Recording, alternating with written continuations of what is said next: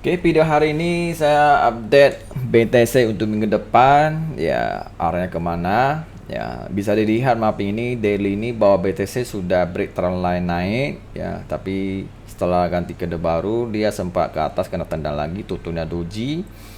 Dan setelah dia break ke bawah, ternyata ada pola tersembunyi. Ternyata dia pola segitiga ke bawah. Biasa posisi bawah biasa dia akan breakout ke atas ya, biasa break ke atas. Jadi berdasarkan pola ini, setelah dia sentuh low-nya, dia akan retest yang namanya lower high. Jadi saya lihat di sini ada potensi dia breakout. Setelah dia break ke bawah, dia gak lanjut turun. Dia sengaja aja biar kelihatan kayak orang melihat dia akan ke bawah lagi ya. Padahal kalau saya lihat itu belumnya. Ini breakout bawah dia palsu punya, ya break palsu. Kenapa? Di sini saya ada beberapa informasi ya. Strong naik ini 64 ada yang jaga nih. Artinya support jaga. Ya, support ini tinggal tunggu uang besar untuk mendorong ke atas saja. Kalau ke atas dia akan naik tinggi. Intinya udah ada yang jaga di bawah, turunnya terbatas sementara waktu. Dan di weekly kan udah tutup sinabai nih ya kan, dan juga weekly trennya masih 50 berarti ada tren masih dijaga nih 59 sampai 60 ya. Jadi banyak yang memprediksi bahwa harga bisa ke di bawah 60 ya. Tapi bukan nggak bisa ke sana, mungkin kedepannya bisa, kita nggak tahu kapan aja. Jadi jangan gara-gara terlalu jauh nanti mindsetnya hanya ingin ambil sell-sell saja kan, hati-hati. Ya, saya boleh-boleh aja, boleh aja, tapi harus lihat step by step.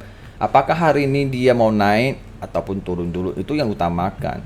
Ya, jadi bukan karena kalian kalian masih belum tahu apa-apa, kalian melihat dia akan ke 50, kalian hanya saya mobile, takut itu yang bahaya ya. Jadi harus step by step hari ini.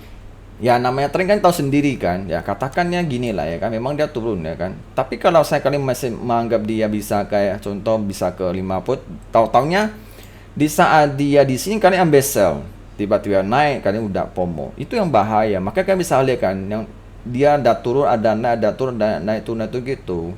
Jadi jangan di saat dia turun kalian ambil sell, itu yang bahaya. Kalian saya di 66 kan harus bisa TP di sini, itu yang bahaya gitu ya. Oke, jadi kalau dilihat tinggal tunggu bahwa daily ini tutup sinabai dan juga breakout resistance, itulah waktunya dia akan naik tinggi. Untuk sekarang masih belum, masih kondisi kan belum ada volume karena masih minggu. Ya. Jadi dihalai karena saya mendapatkan strongnya naik ini 64 berarti turunnya terbatas. Ya, kalau mau turun di bawah 60 kayaknya masih belum bisa, masih agak lama ya karena masih dijaga low. Karena ini lower low ya, lower low-nya dan belum sentuh lagi. Biasa dia ada tahapnya. Setelah dibentuk lower low, dia retest dulu jadi double bottom. Sudah double bottom sudah selesai, baru dia ke kanan. Disitulah antara dia mau jebol jadi low saja atau makin naik di situ ya. Oke. Jadi ada step by stepnya. Jadi nggak ada yang terlalu jauh.